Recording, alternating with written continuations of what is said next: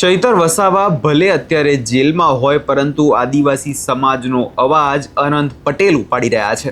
શું તે સમગ્ર મામલો અને અમે આવું કેમ કહી રહ્યા છે તેની વાત કરશું આ વિડીયોમાં। નમસ્કાર, આપ જોઈ રહ્યા છો નિર્ભય ન્યૂઝ। હું છું આપની સાથે પ્રથમ મોદી।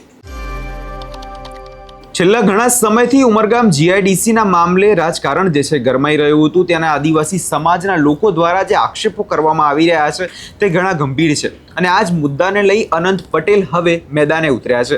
વાત કંઈક એવી છે કે જે જીઆઈડીસીની જેની કંઈક ખાનગી કંપની છે ત્યાં કામદારોને રાજીનામું આપવાની જે છે જીદ કરવામાં આવી રહી છે। તેમને દબાણ કરવામાં આવી રહ્યું છે કે તમે આ કંપનીમાંથી રાજીનામું આપી દો, પરંતુ આ જ મામલાને લઈ ત્યાંના જે સ્થાનિક લોકો છે તે ત્રાહિમામ પુકારી ઉઠ્યા છે। લોકોને ચિંતા છે કે હવે જો આમાંથી રાજીનામું અમે આપી દઈશું તો પછી અમે કમાઈશું શું।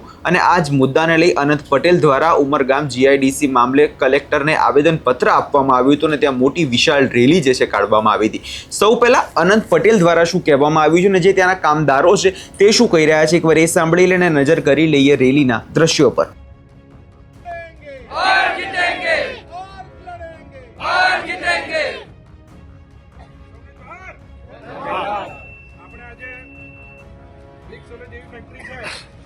एक फैक्ट्री नहीं कि वर्करों ने हमेशा हैरान करती आवेली है। एवं 2000 की ऊपर उमरगाम फैक्ट्री जो सतत वर्षों हैरान करती आवेली है। आपणे आ समझवानी जरूरत है कि ज्यारथी अहींया फैक्ट्री आई तो जमीन गई तो खेडूतोनी गई, रस्ता गई आव्या तो खेडूतोनी जमीन गई, संपादन थया तो खेडूतोनी जमीन गई ने ज्यारे नौकरीनी वात आवे तो आपणे टेम्पररी नौकरी आपवामां आवे, आपणे पगार ओछो आपवामां आवे, આપણે પીએફ ઓછું આપવામાં આવે ને સતત એ લોકો 20-20 વર્ષ શોષણ કરે છે। તો આ શોષણના વિરોધમાં આજે કોઈ એક ફેક્ટરી નથી પણ જેટલી પણ 2000 ફેક્ટરી ધાને રાખી દે આ વસ્તુ કે કોઈ પણ વખત કોઈ પણ મજૂર ઉપર અગર કોઈ પણ અત્યાચાર થશે તો અમે અહીંયા બધા ઉભા જ રહીશું તમારા સાથે। કોઈ પણ એવું ચલાવી લઈશું નહીં, એકદમ નહીં ચલાવી લઈશું। કેમ કે જયારે પણ આ વસ્તુ થઈ છે તો આ પહેલી વખત નથી થયું। આ બિગ સેલો આ પહેલી કંપની નથી કે આજે 20-20 વર્ષ 25 વર્ષ કામ કરીને પછી એ લોકો કામ પરથી કાઢી દે છે ને આજે રાજીનામા આપવાની વાત કરે છે। આ તદ્દન ખોટી છે। આપણે નહીં ચલાવશું, નહીં ચલાવશું, નહીં ચલાવશું।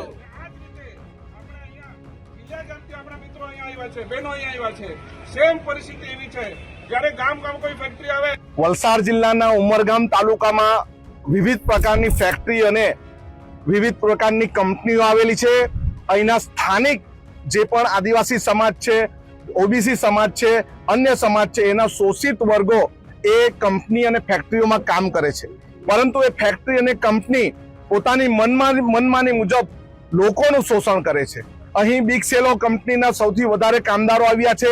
બિગ સેલો કંપની બંધ થઈ જવાની છે અને એવા વાતાવરણમાં અહીંના લોકોને જબરજસ્તી ધાક ધમકી આપીને રાજીનામા લેવાની વાત કરે છે। કોઈ પણ જાતની નોટિસ એમને આપવામાં આવી નથી અને કોઈ પણ જાતનું પેમેન્ટ કરવામાં આવ્યું નથી અને ગેરકાયદેસર રીતે એનો પોતાનો સામાન મશીનરી ઉચકી જવાની વાત કરે છે। મામલતદાર સાહેબ, તાલુકા મેજિસ્ટ્રેટને અમે આવેદનપત્ર આપ્યું છે કે અમારા લોકોને, અહીંના લોકોને, સ્થાનિક લોકોને ન્યાય આપો અને જો કંપની બંધ થઈ જવાની હોય તો 3 માસનો પગાર એડવાન્સમાં આપો અને ગ્રેજ્યુએટી પીએફના પૈસા આપો અને એમને ન્યાય આપો। સાથે સાથે અહીં એક ગ્રામ પંચાયતના અંદર જબરજસ્તી એક કંપની આદિવાસી સમાજના લોકોની જમીન કબજો કરી રહી છે। જબરજસ્તી પેસા એક્ટ વિરુદ્ધની ગ્રામ સભા કર્યા વગર, પૂર્વ મંજૂરી લીધા વગર ત્યાં જબરજસ્તી કામ ઊભું કરે છે। એના માટે મામલતદારશ્રીને આવેદનપત્ર આપ્યું છે। 10 દિવસમાં કંપનીના કામદારો ગામના લોકો સાથે મીટિંગ કરીને આનું નિરાકરણ ન લાવે તો અમે કંપનીની બહાર, મામલતદાર ઓફિસની બહાર ધરણા પ્રદર્શન કરીશું। કંપની એ જ કહે છે કે તમે રિઝાઇન મારીને દમણ જતા રહો। દમણ ત્યાં ચાલે છે 12 કલાક। તો અમારે અહીંનો જે અનર છે અમારા બિગ સેલોનો અનર હતો તે હવે આવી ગયું છે પ્રાઇમ ટેક। એ અમને કોઈને કોઈ જણાવવામાં નહીં આવેલું કે બિગ સેલો વાળા પ્રાઇમ ટેકને હેન્ડઓવર આપીને નીકળી ગયા। અમને કોઈ જણાવવામાં આવેલું નહીં મળે। હવે ડાયરેક્ટલી કહે કે રિઝાઇન મારો તમે। અમારા કંપનીમાં જબરજસ્તી રિઝાઇન મરાવે છે અને એ લોકોએ નામ બદલી કાઢેલું એ બી અમને નોટિસ નહીં આપી। નોટિસ વગર જ અમને રિઝાઇન મારવા કહે છે। એટલા માટે અમે રિઝાઇન મારવાના નથી। એટલા માટે અમને બિગ સેલોનું જે હિસાબ છે તે અમને જોઈએ।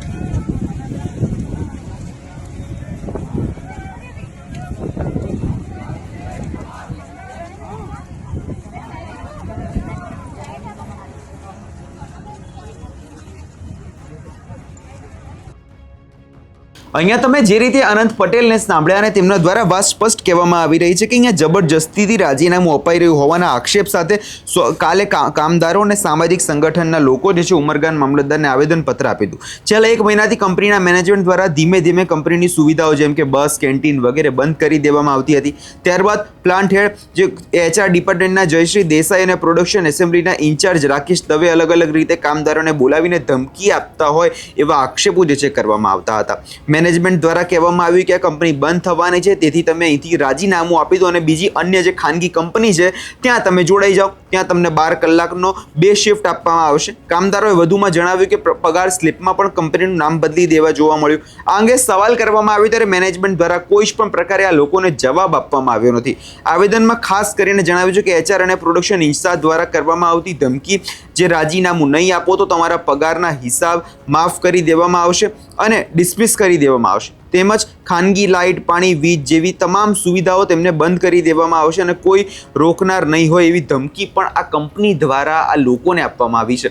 એટલે આ જે અત્યારે કામદારો જે છે આદિવાસી સમાજના, તેમને દબાવવાનો પ્રયાસ કરવામાં આવી રહ્યો છે, તેમને ધમકી આપવામાં આવી રહી છે પણ એક ખાનગી કંપની દ્વારા, અને એ જ મુદ્દાને લઈ હવે અનંત પટેલ મેદાને ઉતર્યા છે. હવે તમામ મુદ્દે આગામી દિવસોમાં નજર એ વાતની રહેશે કે અનંત પટેલે જે આ મુદ્દો ઉપાડ્યો છે એના પછી આ જે લોકો જે છે તેમનું કંઈક થાય છે કે નહીં, તેમને કોઈ ન્યાય મળે છે કે કેમ.